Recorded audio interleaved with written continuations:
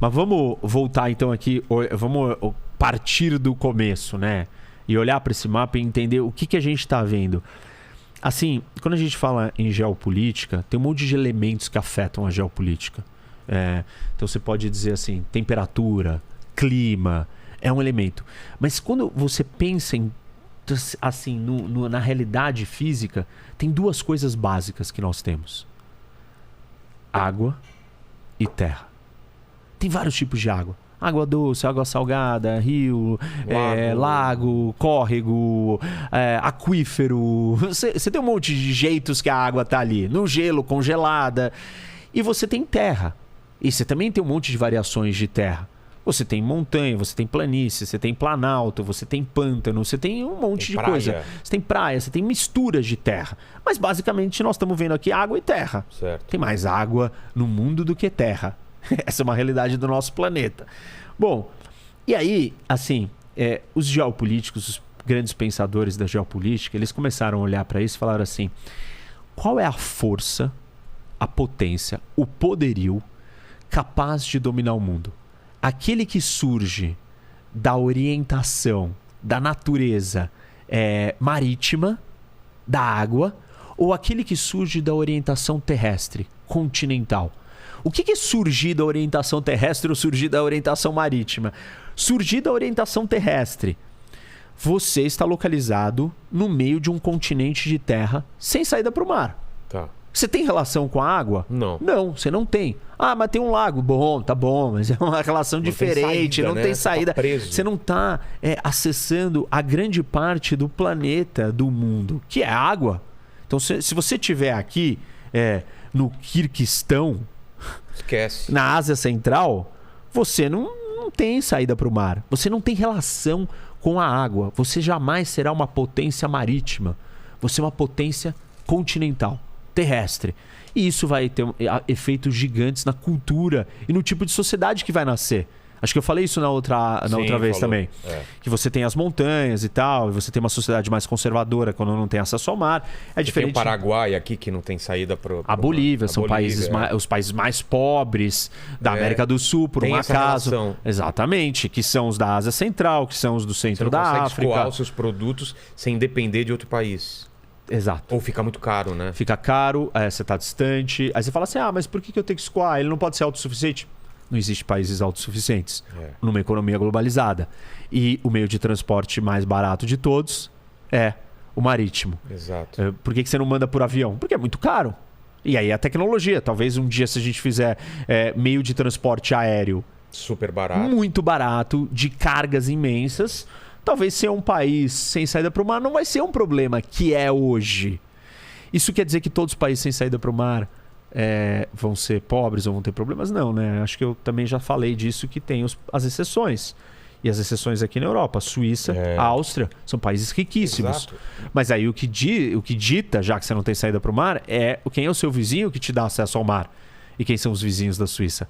França, Itália, Alemanha. São os países mais desenvolvidos do mundo. Se você botar, talvez, Chad aqui, com esses vizinhos, ou você trazer a Alemanha aqui para o lugar da Líbia, o Sudão para o lugar da Itália e a Nigéria para o lugar da França, vai mudar. O Chad vai ser um outro país, ou vai ter outra riqueza, outro desenvolvimento. Bom, então, vamos lá. Você tem duas forças, a força terrestre e a força marítima. E aí o Mackinder, que é um desses grandes pensadores, um inglês, ele foi lá e falou assim, ele prestou atenção e falou, olha, o que fez a Inglaterra ser a grande potência, né, o Império Britânico, é que os ingleses controlavam os oceanos do mundo e com o controle dos oceanos eles conseguiram chegar em outros lugares. Porque esse é um ponto interessante. Não existem muitos jeitos de você chegar em todos os lugares do mundo. Por terra não é. Não dá. Se você estiver aqui, você não chega em todos os lugares do mundo por terra. Se você estiver aqui, você não chega em todos os lugares do mundo por terra. Por onde que você consegue chegar em todos os lugares do mundo?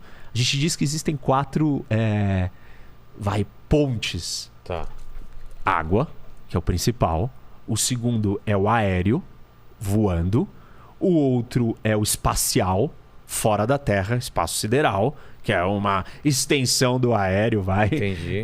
E o outro é o cibernético. Só que o cibernético você não manda pessoas, Exato. nem coisas. Dados, né? Você manda dados, informações e conversa e vídeo, a gente falando e ligação, etc. A gente chama isso de Global Commons. São os 4 meios de acesso e conexão do planeta inteiro. Ah, é do planeta inteiro? Todo, tudo? Não, não é tudo, porque se estiver na Bolívia, tipo, marítimo não vai chegar lá, então vai ser um problema. Você vai ter esse problema. Bom, e aí o que acontece? A pergunta que o Mackinder estava tentando responder é: qual das potências vai dominar o mundo? A força... Quando que ele estava fazendo essa 1902, 1903, ele começou pergunta? a... Quem estava dominando naquela época? O Império Britânico era a grande força. Portugal e Espanha ainda não. Já tinham sido, mas já tinha passado a Entendi. época deles. Começou por eles, começou E com aí, as navegações e tal. E a Inglaterra era o grande motor. Isso, só que aí ele vira e fala o seguinte: olha, a potência marítima que Portugal e Espanha tinham sido e que os ingleses eram, não é mais a força que vai dominar o mundo. Ele já viu isso naquela época? Ele já estava... Isso.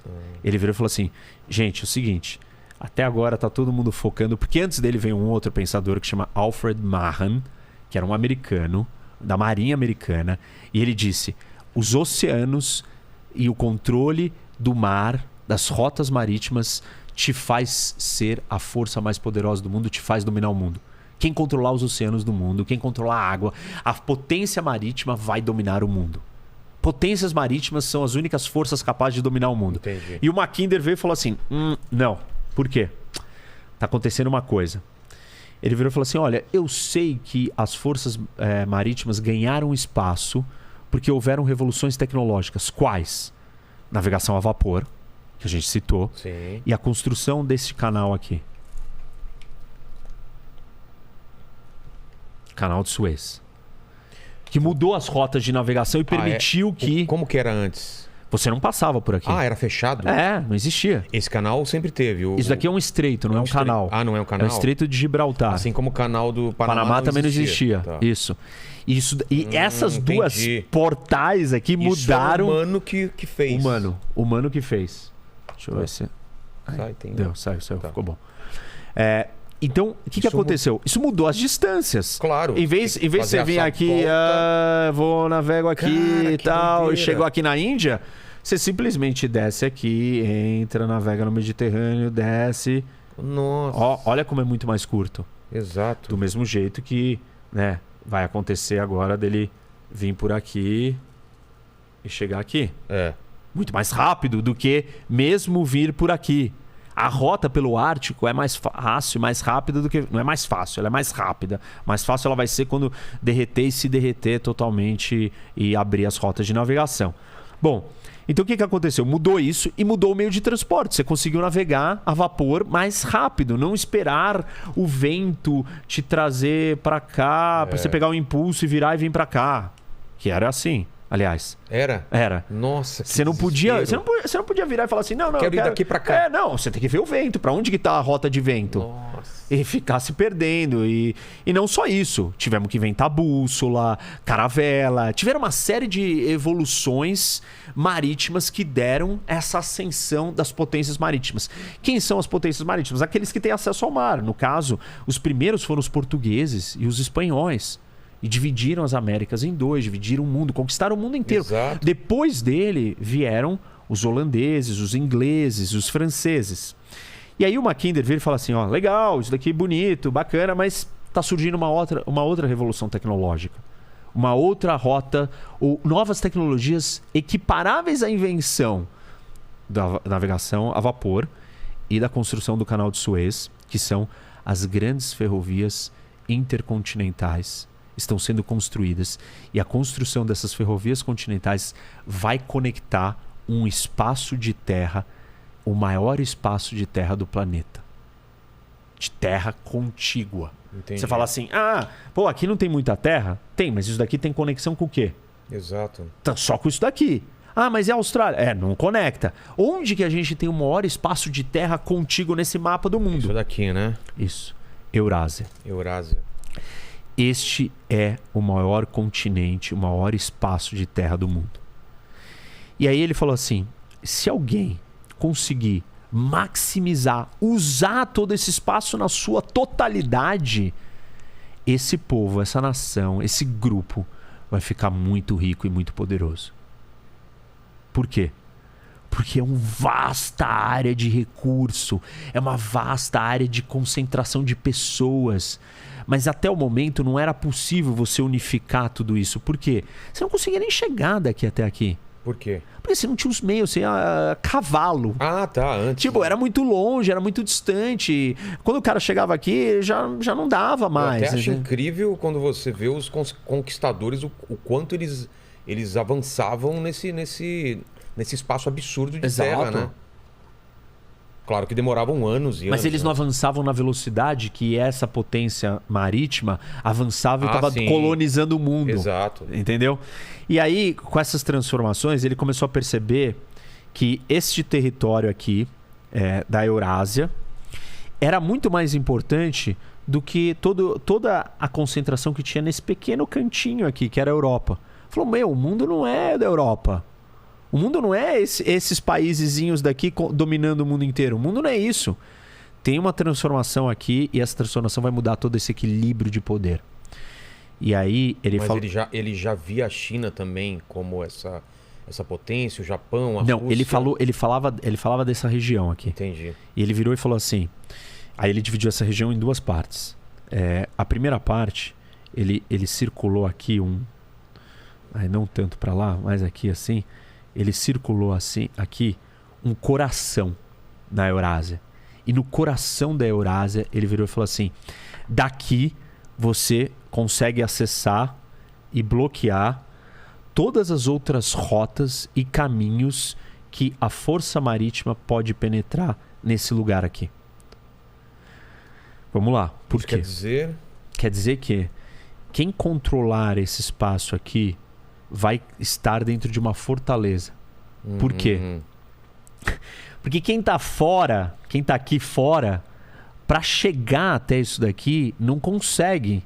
Entendeu? Quem tá de fora, as forças que estão de fora, se esse lugar aqui se expandir e ocupar e controlar todo mundo aqui dentro, ele vai ter muita terra, muita riqueza, muito recurso natural. E quem tá de fora não vai ter tamanho e força para contrapor o tamanho da riqueza daqui. E se expandir isso daqui, a gente também tem uma parte populacional absurda, né? Isso. Olha a Índia, China, Paquistão aqui. O que ele diz, né? Que esse coração, partindo desse coração, você conseguir se consolidar e expandir, você vai ocupar muita coisa. E aí ele fala que isso daqui chama Heartland. Heartland. Que é a terra, coração. Que a maior parte fica na Rússia mesmo. Isso. E aí ele fala assim... A chave para acessar esse território é o leste da Europa. E aí ele parte da seguinte teoria, que é um axioma da geopolítica, que ele vira e fala assim: quem controla o leste europeu, ou Europa Oriental, controla o Heartland. Quem controla o Heartland, controla a Ilha Mundo. Ilha Mundo é... Entendi. A Eurásia. Eurásia. Quem controla a Ilha Mundo, controla o mundo. Você percebe que ele partiu de um espaço geográfico, e desse espaço geográfico ele virou e deu um mapa da estratégia do jogo de dominação do mundo. Mas ele viu isso daqui meramente como o centro geográfico, ou ele viu riqueza, viu quem tá lá? Riqueza, quem tá lá, tudo, o tamanho, o espaço. Por quê? Ele observou algumas condições aqui. A primeira, essa terra é plana. Não tem muita montanha? Não. É um terreno aberto. Ou seja, fácil expansão, fácil acesso, fácil ocupação, fácil geração de riqueza. Tem o Mar Cáspio no meio. E você está protegido do acesso das forças de fora. Por quê? Não tem saída para o mar. A saída para o mar dá... não tem saída para o Ártico. Não, isso daqui é congelado, não dá para sair por aqui. Isso daqui é um mar fechado, Mar Negro, Mar Cáspio, são mares fechados. E os rios todos não desembocam, não chegam nos oceanos. Então, você está numa caixa fechada, blindada, numa grande fortaleza com uma área muito rica. Muito rica no sentido de você ser plano, os lugares planos são mais fáceis para você construir, mais fáceis para você se desenvolver, mais fácil para você ganhar economia de escala. Tenta construir uma casa num terreno assim. Exato. Tenta construir uma casa num plano. Dá, você vai gastar 10 vezes mais. Tenta construir uma ferrovia no meio de uma montanha. Exato. Entendeu? Então, isso daqui era muito especial. Ele olhou e falou assim: olha, gente, vocês não estão prestando atenção. O poderio britânico, a Pax Britânica, o Império Britânico, corre um sério risco e uma ameaça de que uma força continental que vai surgir do leste, daqui do centro do coração do Heartland da Eurásia, vai poder dominar o mundo inteiro. E aí começou o problema, porque ele olhou e falou assim: tem um país chave no meio da Europa que está numa posição estratégica continental. Esse país, ele é primariamente uma força continental. Ele tem acesso ao mar aqui em cima. Isso traz muita riqueza para a Alemanha. Mas não é uma saída muito fácil desse lado. Desse lado, a navegação não é tão simples. Não está um grande oceano. Ele tem que atravessar outros lugares. A Alemanha é primariamente uma potência continental. Certo? Então, ele virou e falou assim: se a Alemanha se juntar com a Rússia, aí acabou para o mundo. Porque você vai pegar a força da ponta da Europa, né, do centro da Europa, que se projeta, consegue projetar poder para o resto da Europa, ir para cá, para o leste europeu, e se juntar com outro que tem todo o acesso dos steppes, do steppe da Eurásia, que é esse campo plano e reto e de fácil acesso. E ele viu nisso um grande temor. E falou: nós temos que se preparar para isso, porque isso não pode acontecer. E aí nós temos Primeira Guerra Mundial, Segunda Guerra Mundial, Guerra Fria. E todos esses momentos da história daí em diante é um confronto entre as potências continentais e as potências marítimas.